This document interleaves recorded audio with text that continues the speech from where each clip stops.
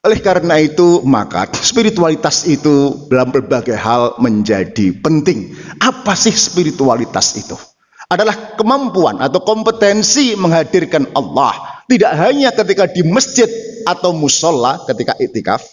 Tidak hanya ketika umroh atau sebulan panjenengan berpuasa. Tetapi Allah hadir dimanapun kita berada. Di keluarga, di tempat kerja atau di jalan raya, Allah hadir. Ayatnya, idza sa'alaka ibadi anni fa inni qarib. Apabila hambaku bertanya tentang aku, katakan Muhammad, aku dekat dan hadir.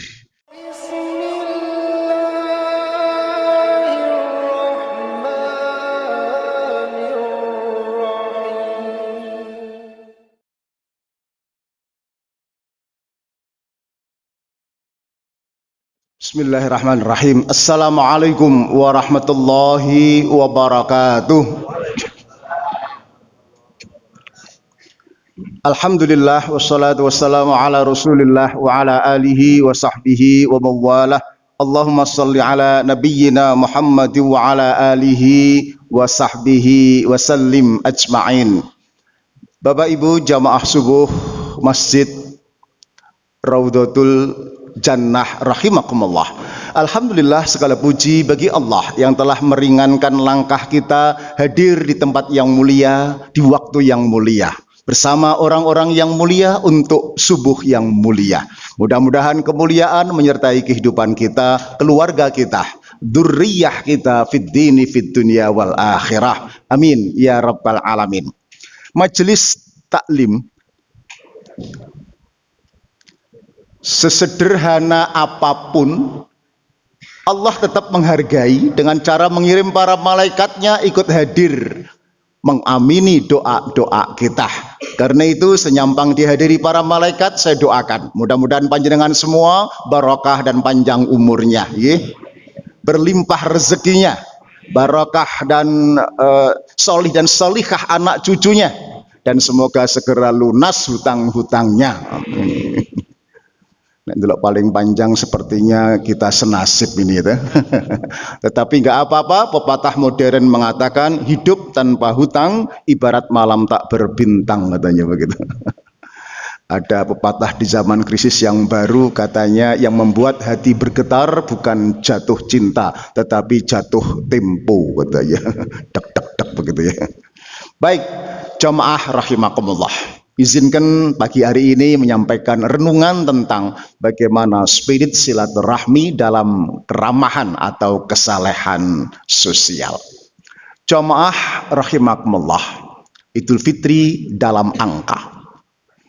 Presiden menggambarkan atau memperkirakan tak kurang 80 juta lebih manusia Indonesia selama Syawal yang lalu mudik bersilaturahmi. Tak kurang 230 triliun expenses, uang dibelanjakan untuk silaturahmi mudik dan halal bihalal. Tak kurang 92,5 triliun rupiah beredar ke pedesaan. Dan itu dari tahun ke tahun sama. Pertanyaannya, apa yang sudah didapatkan dari semarak halal bihalal dan mudik itu? Kalau silaturahmi hanya dimaknai kultural dan ritual tanpa menangkap pesan spiritualnya, dari tahun ke tahun belanja itu ya begitu-begitu saja tanpa ada athar atau bekas yang bermakna. Lalu makna spirit itu apa? Diingatkan oleh Khalifah Ali, sahabat yang paling pintar, sampai dipuji oleh sebuah lagu, Ana Madinatul Alim wa aliyun babuha. Suara siapa itu? Kok nggak ingat? Suara saya gitu loh. Haddad Alwi ya. Kalau Nabi kotanya ilmu, Ali pintunya. Oke? Ali menyatakan, laisal aid man labisal jadid, innamal aid man aminal wa'id. Bukankah itu ditandai dengan baju yang baru, tetapi ditandai dengan semakin iman kepada janji-janji Allah. Implikasinya laisal aid man labisal jadid innamal aid man ta'atuhu tazid. Bukankah id itu ditandai dengan baju dan aksesori dan mobil yang serba baru, tetapi ditandai dengan peningkatan ketaatan kita kepada Allah, bukan peningkatan berat badan, ibu-ibu. Itu spirit yang harus kita tangkap. Oleh karena itu, maka spiritualitas itu dalam berbagai hal menjadi penting. Apa sih spiritualitas itu? Adalah kemampuan atau kompetensi menghadirkan Allah. Tidak hanya ketika di masjid atau musola ketika iktikaf. Tidak hanya ketika umroh atau sebulan panjenengan berpuasa. Tetapi Allah hadir dimanapun kita berada. Di keluarga, di tempat kerja, atau di jalan raya. Allah hadir. Ayatnya, idza sa'alaka ibadi anni fa inni qarib. Apabila hambaku bertanya tentang aku, katakan Muhammad, aku dekat dan hadir. Bahasa topnya adalah Allah as hidden stakeholder. Allah adalah stakeholder yang tersembunyi mengawasi bisnis kita, kerja kita, ya, kewenangan kita. Allah hadir. Nah, kalau tidak hadir, so far kita hanya dikenalkan kan primary stakeholder dan secondary stakeholder, betul? Allah itu tidak disebut dalam kerja bisnis. Makanya bisnis, kemudian ke pemerintah, pejabat ataupun ke politik, ya akhirnya tidak merasa Allah hadir. Yang terjadi ya tadi bal gedubal, buh ra ngerti hak, ra ngerti batal, mbuh haram, mbuh halal, mbuh kodok, mbuh kadal. Ning masjid gak ono sepatu ya nyangking sandal, pemborong gak ono wayu, gak ono kayu, watu, kabel, itu ya aspal, semua diun. Nah, itu wong Surabaya. Kalau Allah hadir, maka akan menjadikan sosok mukmin yang menapa, tangguh, survival, gak gampang mengeluh, gak sambatan dengan ridho Allah Subhanahu wa ta'ala. Narasinya kira-kira begini. Iman itu artinya percaya, betul? Maka orang yang beriman adalah sosok yang pede, percaya diri, bukan sombong. Aku kok boten. Pedenya karena punya Allah yang hadir. Allah yang membacking kita, yang perkasa, kuat dengan Asmaul Husna. Pede menghadapi masalah apapun, dimanapun dan kapanpun. Pede menghadapi masa lalu, namanya syukur. Pede menghadapi masa depan, namanya optimis ataupun sabar. Kalau ada orang beriman kok tidak pede, ada something wrong dalam keberimanannya. Wajar kalau kemudian Rasulullah menegaskan iman itu sepele, nisfahu asyukru, nisfahu as-sabru. Separuhnya syukur, separuhnya sabar. Ada pintu surga namanya pintu syukur, ada pintu surga namanya pintu sabar. Masih ingat keluarga ahli surga, modalnya hanya syukur dan sabar. Alkisah keluarga ini dari Timur Tengah, suaminya itu dari Ethiopia. Orang Ethiopia itu kulitnya hanya dua, kalau nggak hitam ya hitam pol gitu. Yang putih cuman giginya sama matanya kelop-kelop begitu. Tapi beruntung istrinya putih, cantik, dari Palestina. Saking cantiknya sang suami ngelihatin terus kemanapun istrinya pergi sampai salah tingkah. Lalu bertanya, ngapain toh Pak, kok kamu lihatin terus begitu? Kata suaminya, apakah aku tidak boleh menjadi suami yang bersyukur? Ingatasi saya, seitem ini kok dapat jodoh secantik kamu. Kata istrinya, alhamdulillah Pak, mudah-mudahan ini menjadi tiket kita berdua masuk surga. Papa masuk surga lewat pintu syukur, sedangkan saya masuk surga lewat pintu sabar. Sabar, sabar di bojo wireng welek gitu. Medit ngamuan bisa. Pesan moral buat ibu-ibu di belakang, barangkali ada yang bernasib sama dengan ibu Palestina tadi gitu. Bojo gapatek ganteng, melit ngamplengan gitu. Pesan moralnya sama Bu, disyukuri, disabari, diopeni, ditelateni nggih. Nek ijik ngamuan jarno wae, kok mati-mati dhewe. Guyon. Baik. Spiritualitas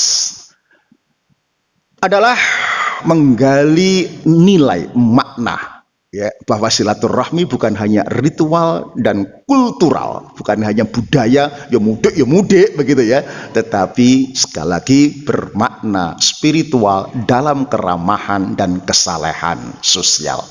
Pesan detailnya termaktub dalam Ali Imran 134 ya, sebut dengan ayat halal bihalal katanya begitu.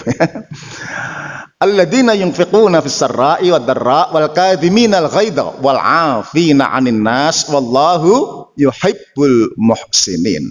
Allah mencintai orang-orang yang seperti ini. Kalau Allah mencintai kriteria orang seperti ini, hampir pasti tetangga, teman kerja, atasan, bawahan, anak buah juga mencintai orang-orang yang seperti ini. Sepakat? Cirinya adalah alladzina, orang-orang yang yunfiquna, selalu memberi, berbagi, berkontribusi dalam keadaan lapang maupun sempit. Yunfiquna, asal katanya nafak, itu terowongan. Nafak muaisim, terowongan muaisim yang ada di Mina. Itu munafik itu isim fa'il, orang yang punya dua mulut seperti terowongan. Gitu ya. Lalu yunfiquna, mukmin ini harusnya berperilaku seperti terowongan, penyalur, distributor kebaikan Allah. Punya rezeki, bagi rezeki, punya kesehatan pikiran, menolong, membantu orang, ya, punya hati bersimpati, berempati, punya kesalahan minta maaf atau memberi maaf. Rentang nilai silaturahmi itu memberi dalam arti yang seluas-luasnya. Tidak hanya secara umum memberi materi. Memberi materi yes, ya. Kemarin sudah zakat fitrah, betul. Setelah itu zakat mal, infak, sedekah, betul. Namun ketika situasi krisis ekonomi pasca pandemi masih mencekam, buktinya kita bisnis, kita jualan apa-apa gak laku-laku, sing tuku gak teko-teko, sing teko gak tuku-tuku, gitu. Delok tok, begitu ya. Maka jangan berhenti dan lelah untuk berbuat baik, untuk memberi, berkontribusi. Kata orang bijak, gunung tak harus serba tinggi, yang penting tanda petik ada dewanya. Sungai tak harus serba dalam, yang penting ada naganya. Hutan tak harus serba lebat, yang penting ada harimaunya. Manusia hidup tak harus serba hebat, yang penting ada manfaatnya. Khairun nas anfa'uhum linnas. Ada prestasi, ada prasasti, kebaikan yang ditinggalkannya. Karena itu Allah menyediakan rentang makna spirit silaturahmi itu luas sekali.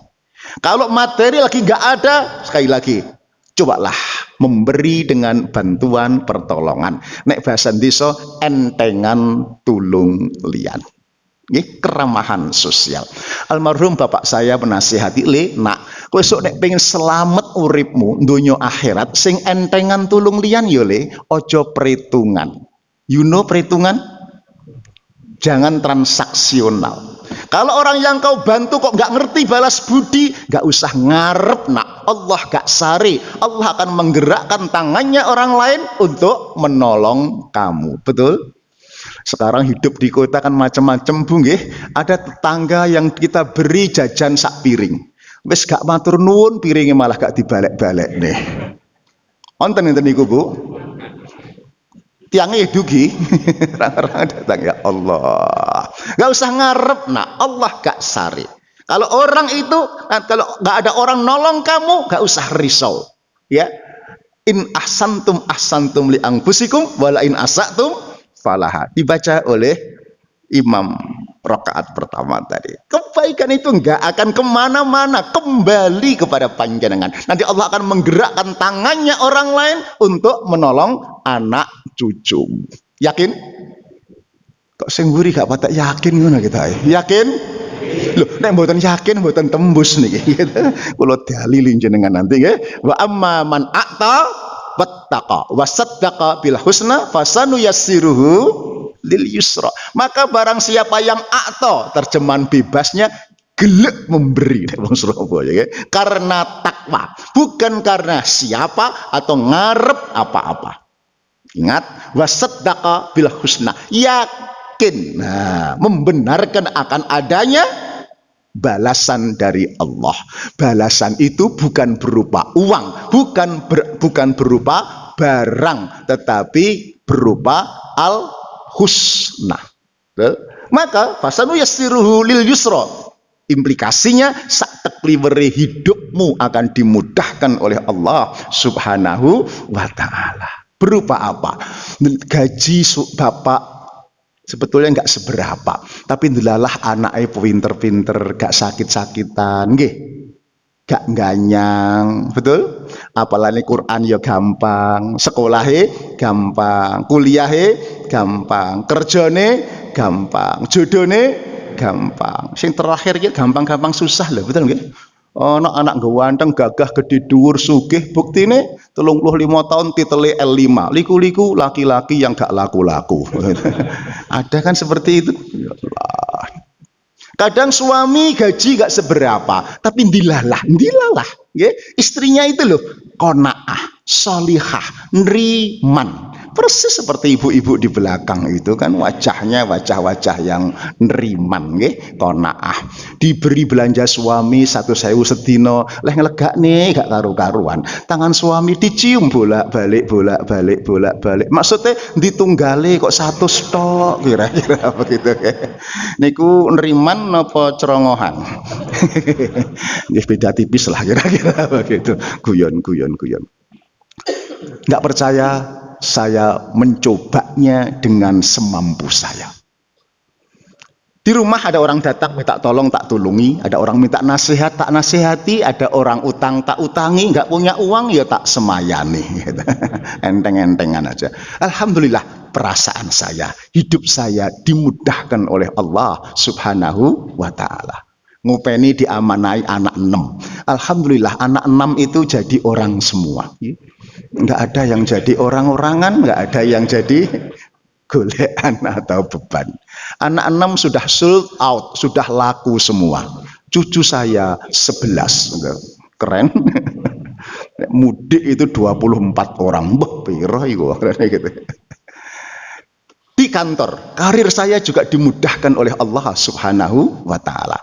Resepnya bukan cerdas intelektual, tetapi spirit keramahan dan kesalehan sosial tadi. Buat yang muda-muda, saya dari Jogja hijrah ke Surabaya, masuk ke Jawa Pos. Ya, meskipun lulus cum laude, gaji saya UMR tahun 88, 152.000 rupiah. Saya ingat betul. Tapi saya tidak ngersulo, tidak mengeluh, tidak misuh-misuh. Ya, saya memberi terbaik apa yang saya bisa. Listrik selesai, di teknisi elektrik waktu itu saya pas longgar bantu mekanik, wong yo ora iso mulih ya, belum waktunya pulang. Nggak lama naik kepala bagian teknik. Kenapa? Karena saya menguasai elektrik dan mekanik. Kepala bagian teknik ketika longgar saya bantu bagian produksi. Kenapa? Kok gak lancar-lancar. Nggak lama naik menjadi manajer produksi. Di situ saya peduli kepada bagian keuangan, naik lagi direktur operasional. Ketika Jawa Pos cetak jarak jauh seluruh Indonesia, saya bantu relokasi mesin-mesin. Kalau pakai tenaga luar 60 juta sekali pindahan. Pakai saya ya ongkos transport dan konsumsi saja. Ya 65 tempat saya pasang semua. Naik lagi direktur utama Temprina. Umur saya baru 31 tahun. Meskipun sudah dirut, saya bantu Adi Prima dalam memarketingkan kertas-kertasnya.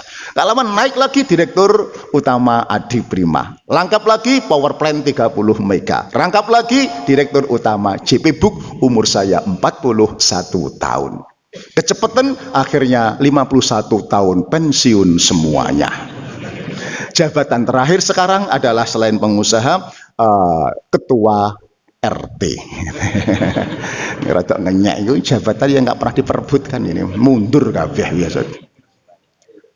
RT saya kecil tapi keren karena bertabur bintang. Ada polisi jenderal bintang 2 ya, Kapolda Pak Iqbal sama Pak Nasri. Ada Wakasal jenderal bintang 3 aktif. Pak Ahmadi Heri.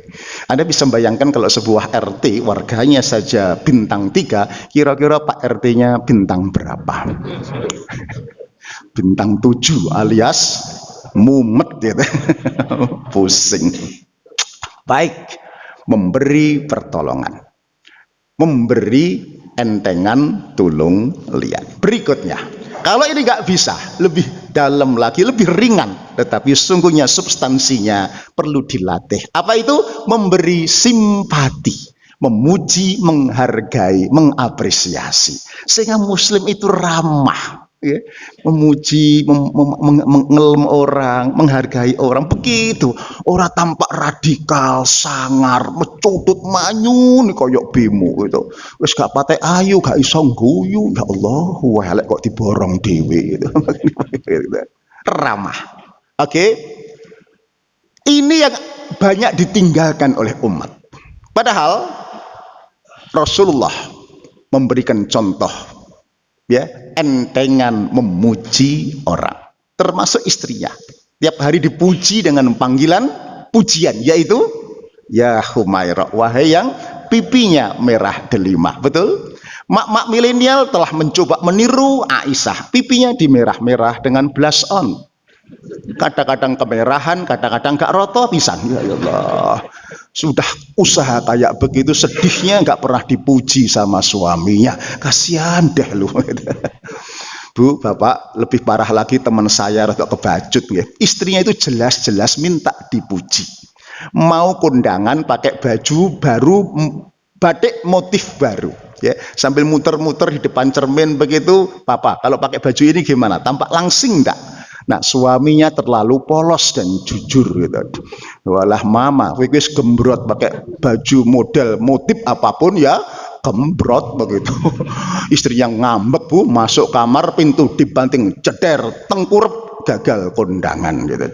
Suami ini nggak paham, istri itu kalau sudah tengkurep sulit dilumahkan lagi, betul.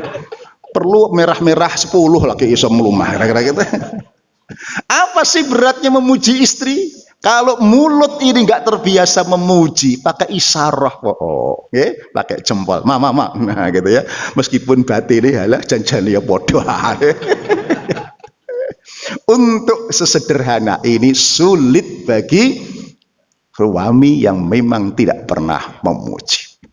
Banyak ayah yang pinter mencukupi materi anak-anaknya, tetapi nggak pernah memuji anaknya karena tidak mengenali kelebihan anaknya. Yang dia kenal adalah kekurangan-kekurangan anaknya. Bahkan tak sedikit ayah yang membuli anaknya sendiri. Betul? Walah lele wis subuh kawanan iki jam 5 kok adus-adus. Awakmu ireng jemburit koyok anak sapa iki lho gitu. Lali anak dewi, ya Allah. Ada yang begitu? Masya Allah.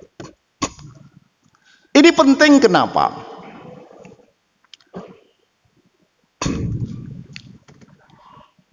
Leadership effectiveness, ya, kepemimpinan yang efektif di rumah, di kantor, ataupun di masyarakat, itu dengan teori yang baru oleh Lieberman adalah lead by heart, manage by head. Memimpin dengan hati, mengelola dengan akal budi. Ya, dengan hati itu apa? Care, memuji, menghargai. Yang kedua, meaning attribution. Ya, memaknai setiap peristiwa. Itu kurva efektivitas leadershipnya naik terus. Model lama eksekutif kontrol, ya, seneni perencanaan, ngamuk-ngamuk, itu kurvanya lengkung. Atau emotional stimulation, teori konflik, atau pendekatan pakai bonus. Ternyata kurvanya begini, gak ono bonus juga menarik, kakean bonus ternyata juga tidak efektif. Nah, yang naik itu begini, care, memuji, menghargai, memaknai. Nah, diakui oleh teman-teman di BUMN Telkom misalnya, itu para HRD pusing, anak-anak milenial sekarang generasi stroberi itu. Tahu stroberi nggih? Cantik, ganteng, tetapi rapuh, gak iso diseneni, gak iso dikandani. Ya, seneni sidik ini keluar. Gaji 7 juta gak peduli keluar dia. Sehingga turnover di berbagai BUMN itu 2,5 tahun. Lalu saya dipanggil sebelum pandemi yang lalu itu. Apa yang terjadi? Saya sampaikan Liberman ini. Untuk membuktikan silahkan dicek. Yang keluar banyak, tetapi yang tinggal kan juga ada. Tanyakan anak-anak Telkom, milenial, yang engage, yang loyal, yang tidak keluar. Alasannya apa? Gaji atau yang lainnya. Betul, ternyata mereka engage, loyal, bukan karena gaji, tetapi ketemu atasan langsung, supervisor yang piawai memuji, menghargai, mengapresiasi. Kalaupun perintah tidak langsung perintah, tetapi dipuji dulu, ya, baru diberikan challenging. Dek, kamu itu loh kerja biasa-biasa tok loh, naik omsetmu sudah 15%. Coba kalau sedikit fokus, tulus, pasti tembus 30%. Dipuji, diberikan challenging. Betul, disurvei oleh Dale Carnegie, berapa kali minta dipuji? 65% minta dipuji sekali sehari, sisanya 35% minta dipuji 2 kali sehari. Liku lak bosmu gak kerja iku muji awakmu tok, kira-kira begitu. Tapi itulah anak-anak kita. Ibu, oleh karena itu kalau panjenengan pimpinan tidak ingin kehilangan anak buah milenial yang pintar-pintar.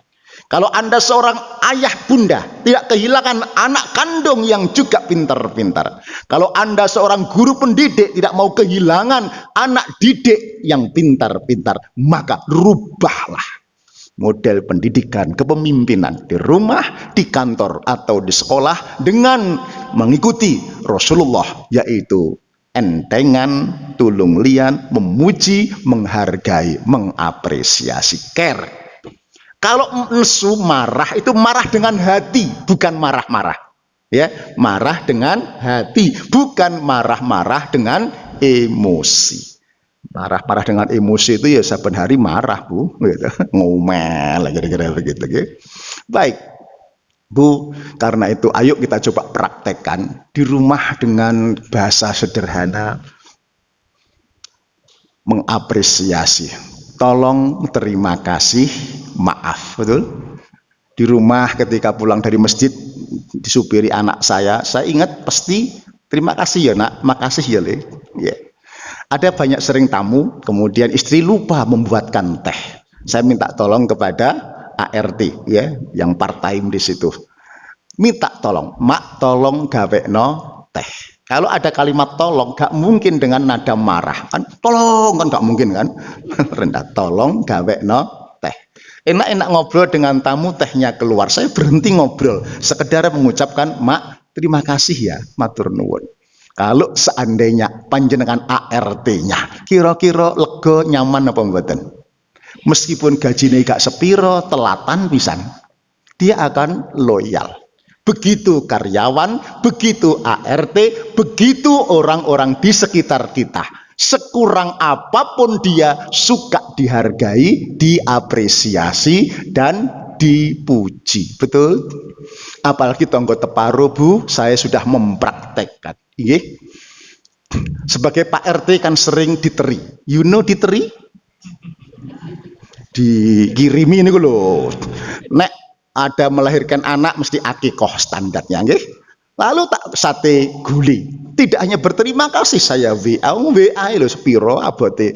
Aduh Bu, terima kasih sate guli enak Bu. Sate ini kau gede empuk pisan. Guline ya kau wentel gak mambu kambing pisan gitu. Tak dari gitu. Ibu itu membalas, walah Pak RT pinternya kalau nyenengkan hati orang lain. Bu notaris itu kemanapun dia pergi selalu ingat Pak RT. Bener, ke Lumajang saya dibelikan pisang tanduk, dia ke Batu saya dibelikan jeruk, dia ke Sarangan saya dibelikan kerupuk, kira-kira begitu ya. Renes apa renes? Satu orang. Dan warga seket kan lumayan bisa mengurangi anggaran. Ya. Modalnya apa? Modalnya apa? Memuji, gak bayar. Itulah kata orang, giving is receiving. More you give, more you get. Memberi hakikatnya menerima. Semakin banyak engkau memberi, semakin banyak engkau menerima. Ini bukan teori baru. 15 abad yang lalu Rasulullah sudah menegaskan, hal jazaul ihsan illal ihsan. Ar-Rahman gitu. Tidak ada balasan kebaikan kecuali dengan kebaikan. ke anak begitu, keluarga istri begitu, ke tetangga begitu, ke anak buah begitu. Insya Allah orang-orang yang di sekitarmu akan berkesan. Pak, inilah pemimpin inilah ya. Saya loyal, gak digaji sepiro, tetapi saya dihargai, diapresiasi. Ya, saya sering dimarahi pimpinan, tapi marahnya itu dengan hati, ngeman ke saya, kira-kira begitu. Maka saya tetap tawadhu. Begitu gaya kiai-kiai dulu, begitu para sahabat, begitu Nabi mencontohkan kepada kita semuanya. Lanjut ayat berikutnya. Wal kadhiminal ghaidha, menahan amarah, ojo ngamuan. Nggih. Resepnya adalah memberi empati. Empati itu if I were you, jika seandainya aku jadi kamu. Orang tua kita berpesan, nak urip sepisan nang donya bebrayan, ojo podo gelek ngamuan. Nggih. Sing sapa gelek ngamuan biasane budal disian. Nggih. Budal teng pundi? Kuburan, betul. Nggak percaya? Survei membuktikan laki-laki harapan hidup di Indonesia lebih pendek ketimbang wanita. Laki-laki rata-rata 65 tahun Indonesia, wanita tembus 75 tahun. Nggak percaya? Di rumah ibu mertua saya di Sewulan, Masjid Basyariah sampai Gapura depan itu hampir 1 kilometer, satu gang itu rondo kabeh. Gang rondo ya. Tapi tuwek-tuwek 80 tahun begitu. Kemana suaminya? Berangkat duluan. Kenapa berangkat duluan? Konon, satu karena laki-laki ngamuan, marahan, emosian. Yang kedua, laki-laki terlalu sering diomeli sama istrinya. Maka nih cepat mati. Bu, kalau ngomel dengan suami jangan dihabis-habiskan hari ini. Pesan televisi, to be continue for tomorrow. Supaya bapak umurnya rada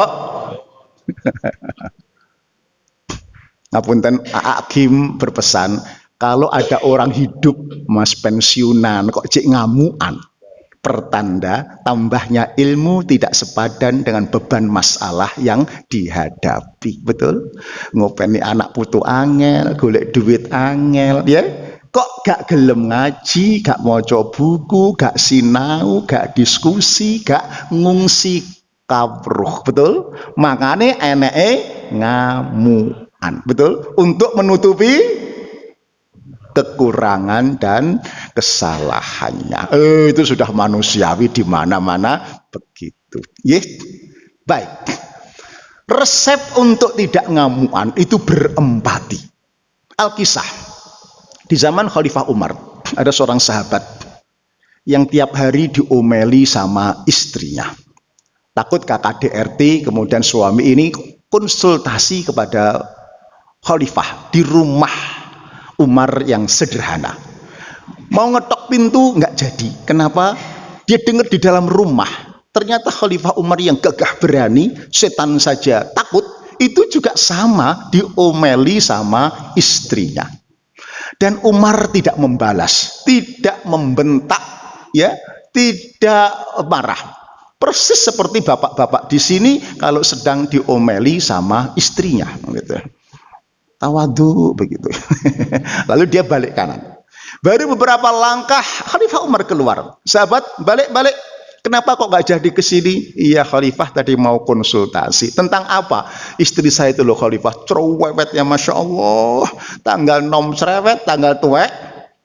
Apalagi. Terus kok gak jadi? Malu Khalifah. Lah kenapa kok malu? Loh, ternyata Khalifah Umar kok tambah nemen katanya.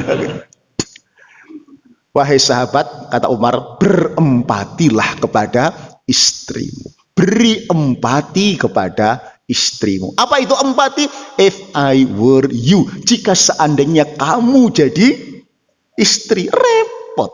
Gimana gak capek, gak bete, ngopeni kamu, ngopeni resik rumahmu, ngopeni anak-anakmu, kadang titipan adikmu, ponakamu, bapak ibumu, ya kesel lah. Gimana gak capek? Subuh isah-isah, mari ngono olah-olah, mari ngono umbah-umbah, ya ngeterni sekolah, sore jemput sekolah, ngisa lagi turu mbok gugah gitu. Capek lah, ya. Maka beri empati kepada istrimu di rumah. Marah itu ada di mana-mana pemicunya, betul? Di jalan sering marah, apalagi kalau ditelikung oleh mobil. Kita ngantri tertib, ada mobil seot begitu. Sering apa sering? Oke, ada 3 respon. Ya, 1 tetap di belakang, nggak nyelip, nggak balas nyelip, tapi ngomel-ngomel. Sopir goblok ngawur, yang sim tuku kita. Ada begitu? Yang kedua, emosi, ganti nyalip. Setelah mobil sejajar, pintu jendela kiri dibuka, wong Surabaya seret misuh begitu. Pilihan kedua. Oke. Pilihan ketiga, gak terima misuh, dia selip potong, diajak minggir, turun, ditantang untuk berantem. Ada seperti itu?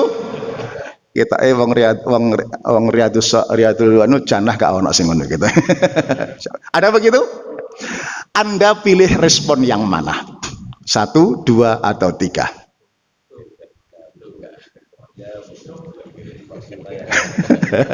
Bingung ya? Atau nomor 4? Apa itu? Di belakang tapi gak ngomel-ngomel, ridho ikhlas. Bisa? Bisa nih gak mantep belas ngono ya. Mikir. Saya tahu maunya begitu tapi angel. Iya. Pesan di buku The 7 Laws of Happiness, agar jenengan tidak emosi gara-gara orang lain, maka beri empati. Caranya, asumsikan bahwa orang yang nyalip Anda tadi adalah sopirnya seorang suami sedang membawa istrinya hamil 9 bulan pembukaan 5. Kayak roh-roh pembukaan 5 kaya apa? Wis pokoke ngono kuwi lah gitu. Kalau tidak buru-buru ke rumah sakit, berkemungkinan melahirkan di kendaraan dan membahayakan. Ustadz, alumni itu asumsi itu kan belum tentu benar. Tidak penting benar atau salah, toh sekedar asumsi. Yang penting dengan asumsi tadi panjenengan rela dia nyopir nyelip rodok biayaan ya mau. Dan dengan rela itu Anda tidak perlu marah. Bayangkan kalau Anda marah, digawe jero, kemudian emosi berabak, punya tekanan darah tinggi, pecah tek mempet begitu. Sing rugi sapa? Yang nyelip bablas angine ada kesakitan karena terserang stroke. Aduh, semacamnya. Mungkin begitu? Sangat mungkin. Karena itu ayat wal kadhiminal ghaidha sederhana, 1 kata atau 2 kata, tetapi angel. Setuju? Sulit laksanakannya. Yang lebih sulit lagi yang terakhir, paling sulit, yaitu apa? Wal afina anin nas, memberi maaf kepada sesama manusia. Dalam buku itu, ini memberi paling sulit ibu-ibu, lebih sulit ketimbang memberi materi, memberi simpati, memberi empati, menolong orang. Tersulit memberi maaf. Kenapa? Karena bertentangan dengan karakter dasar manusia. Kalau disakiti membalas dulu baru memberi maaf. Betul? Membalas. Maka yang paling banyak membalas. Raja-raja dulu membalas kematian, masih ingat? Itu sejarah. Oke. Terbanyak kedua tidak membalas tapi tidak memaafkan. Kenapa tidak membalas? Judul lagunya adalah Aku Tak Berdaya. Mak-mak biasanya, Bu, kalau jenengan tidak membalas tapi tidak memaafkan, nggak balas nggak apa-apa, maafkan. Tapi jangan tidak memaafkan, menyimpan benci dan dendam, betul? Sepanjang panjangan menyimpan benci dan dendam, itu berarti kata Dr. Jelat J. Kampolsky, Anda menyimpan bibit penyakit yang mematikan. Ya, apa kemeng-kemeng di leher, kemudian di pundak, ya, asam lambung naik, biasa nggih? Borok yang tak kunjung sembuh, borok menaun, ya, tekanan darah tinggi, depresi, ya, deg-deg jantung, kemudian cepat mati biasanya. Ya, itu. Bahkan dokter ini membuat 30 healing center seluruh Amerika Serikat, laris manis. Metodenya tunggal, yaitu rela memaafkan. Ya Allah, satu ayat rela memaafkan butuh 30-40 healing center untuk sekedar ikhlas memaafkan. Betapa sulitnya. Nah, kenapa orang mengira memaafkan itu melupakan? Tidak. Memaafkan itu bukan melupakan, tetapi menerima, memaklumi, memahami kenapa itu harus terjadi. Sekurang sejahat, sesakit apapun masa lalu tidak dilupakan. Tetapi untuk pelajaran agar kita move on lebih baik lagi. Ya, kalau mau keluarga move on digambarkan seperti mobil. Perhatikan mobil, kalau sopirnya mau maju, lihat spion sebentar, tung tung, lihat kaca depan, injak gas, maka mobil akan move on, maju. Kalau ada sopir kok lihat spion terus kanan kiri, mobil itu mau maju atau mau atret? Kira-kira mau mundur atret. Ayah bunda pimpinan keluarga kok ndelok spion terus, maksudnya ngundat-ngundat ngundomono, you know, mengungkit-ungkit sakit masa lalu. Aku mbiyen mbok janjeni perumahan mewah, saiki mepet sawah. Aku mbiyen segala-galanya gitu ya. Ngundat-ngundat terus. Maka saya gambarkan supir yang delok spion terus. Keluarga itu tidak untuk move on, tetapi untuk mundur dan mungkin bubaran. Betul? Itulah maka filosofi kenapa kaca spion dibuat kecil, jauh lebih kecil ketimbang kaca depan. Maksudnya masa lalu terlalu kecil untuk dibesar-besarkan. Betul? Masih ada kaca depan yang besar, maju, move on bersama Allah. Itulah makna innallaha ma'as sabirin. Itulah makna wa basyiris sabirin. Berilah berita gembira kepada orang-orang yang sabar. Terakhir, jamaah rahimakumullah, karena berat ini maka pahalanya adalah surga. Al-Kisah, Rasulullah sedang berdiskusi dengan para sahabat utama di Masjid Nabawi. Tiba-tiba seseorang masuk. Spontan Rasul bersabda, hadza min ahli jannah, orang ini ahli surga. Semua wajah menoleh. Orangnya tidak dikenal dan tidak terkenal. Namanya pun di hadis itu tidak disebutkan. Ya? Kan. Kemudian lain hari begitu lagi. Ada orang masuk. Hadza min ahlil jannah. Semua sahabat menoleh. Loh, wong iku meneh gitu-gitu. Ketika begitu lagi, noleh. Loh, wong itu meneh. Ndelok prejengane gak pantes ahli surga itu. Lalu kemudian sahabat penasaran. Abdullah bin Amir lalu meneliti, ya, amalan apa yang membuat si fulan ini dijamin masuk surga oleh Nabi. Lalu dia pura-pura kemalaman di rumahnya si fulan untuk bisa menginap. Lalu malam hari dia tidak tidur, tapi ndingke, ndingke, ya, meneliti. Jangan sholat semalam suntuk, ternyata enggak, tidur semalam suntuk. Ya bangunnya podo jam 3 ngaji tahajud biasa-biasa saja. Diperpanjang 3 malam, gak ketemu amalan istimewanya. Sebelum pulang dia pamitan, sebelum pulang dia si fulan, saya sebetulnya tidak kemalaman di sini. Lihat terus, saya itu pengen meneliti amalan apa yang antum lakukan, kok disebut antum ahli surga. Masa iya? Iya. Dia juga nggak percaya. Nothing so spesial yang saya amalkan, saya nggak tahu apa ya. Oh mungkin ini. Apa itu mungkin ini? Si fulan tadi, ibu, sebelum tidur, setiap hari sebelum tidur, perhatikan, dia ingat-ingat siapa yang hari itu menyakitkan hatinya, bencekno, ya, menyalahi dia. Malam itu tanpa diminta ia maafkan. Tanpa diminta dia maafkan setiap malam. Ibu bisa nggak usah jauh-jauh, memaafkan suami dulu saja gitu. Setiap. Yang kedua, si fulan ini saudagar di pasar. Ketika laris dagangannya, sebelum pulang dia berhenti mendoakan teman-teman di pasar agar segera laris jualannya, segera pulang ketemu keluarganya. Nggak ada benci, nggak ada iri, nggak ada dengki. Tidak sebaliknya. Aku tak mulih dhisik ya kapok gak payu ayo teko sesuk gak payu barangmu iku. Kan mental saudara kan harus seperti itu, betul ya? Nyukur kok nyukur nih, tapi nyukurnya Bang Jawa ya. Enggak begitu. Mendoakan, ikhlas mendoakan. Bayangkan kalau semua karakter saudagar, karakter pejabat, pemimpin partai politik seperti ini.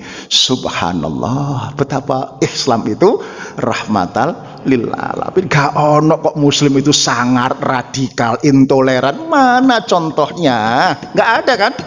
Ada itu beberapa orang yang Islam radikal nggawa bom, urung karuan ketemu nggawa bom. Kalaupun ada katakanlah 25 20 itu nek dibagi 200 juta mukmin di Indonesia itu 0,00001%. Gak bisa digeneralisir pakai telaah kajian ilmiah manapun. Apalagi kalau cerita terakhir ini, ingat bagaimana sosok Rasulullah Muhammad Sallallahu Alaihi Wasallam. Terakhir ketika Fathul Mekah, masih ingat? Rasulullah bersabda, siapa yang masuk Masjidil Haram dijamin aman. Siapa yang masuk rumahnya Abu Sufyan dijamin aman. Panjenengan tahu siapa Abu Sufyan? Tokoh kafir yang sepanjang hidupnya pengen membunuh Nabi. Tidak hanya pengen, Hindun istrinya, Wahsy budaknya membunuh Hamzah dan memakan hatinya paman Hamzah. Orang apa coba? Manusia sebiadab ini ketika Rasulullah di atas angin menang telak, ya, tidak hanya dimaafkan, dimuliakan, rumahnya disejajarkan dengan Masjidil Haram. Coba nek sing mimpin Fathul Mekah saya atau teman-teman Madura, tak entek nih dhisik dhewe. Betul enggak kira? Rasulullah yang mimpin, dimaafkan. Sejak itu enggak ada balas dendam. Ya, betul. Sejarah ini kan sejarah balas dendam. Ingat keris Ken Arok apa namanya? Kan ada bojone Mpu Gandring itu keris balas dendam, betul ya? Bunuh ini, bunuh ini. Raja, kaisar, sultan semua begitu. Dengan akhlak Rasulullah selesai peradaban balas dendam. Mestinya begitu. Itulah disebut dengan bahasa pesantren saya, menang tanpa ngasorake, ngluruk tanpa bolo, paweweh tanpa kelangan. Kok mantuk-mantuk ngertos jenengan? Kok mantuk-mantuk? Menang tanpa merendahkan, betul, malah memuliakan Abu Sufyan, ngeluruk tanpa bolo, Fathul Mekah tanpa bala tentara bersenjata, paweweh tanpa kehilangan, memberi tanpa kehilangan. Memberi apa? Memberi maaf. Ibu, sudah waktunya habis, mohon maaf, saya juga harus meluncur ke Pacitan jam 10, nanti ada pertemuan di sana. Mudah-mudahan renungan sederhana singkat ini bermanfaat adanya. Rabbana atina fid dunya hasanah wa fil akhirati hasanah wa qina adzabannar wa qina jannata ma'abrar ya aziz ya ghafar ya rabbal alamin. Allahumma inna nas'aluka nafsan mutmainnah tu'minu bi liqaika wa tardha bi qadaika wa taqna'u bi ata'ik. Allahumma ja'alna dunyana fi aidina wa la taj'alna fi qulubina wa la taj'alna fi qulubina ya Allah. Yassir wa la tu'assir, yassir umurana ya Allah. Allahumma rzuqnal ikhlas was-siddiq fil qawli wal amal. Subhana rabbika rabbil izzati amma yasifun wa salamun alal mursalin walhamdulillahi rabbil alamin. Assalamualaikum warahmatullahi wabarakatuh.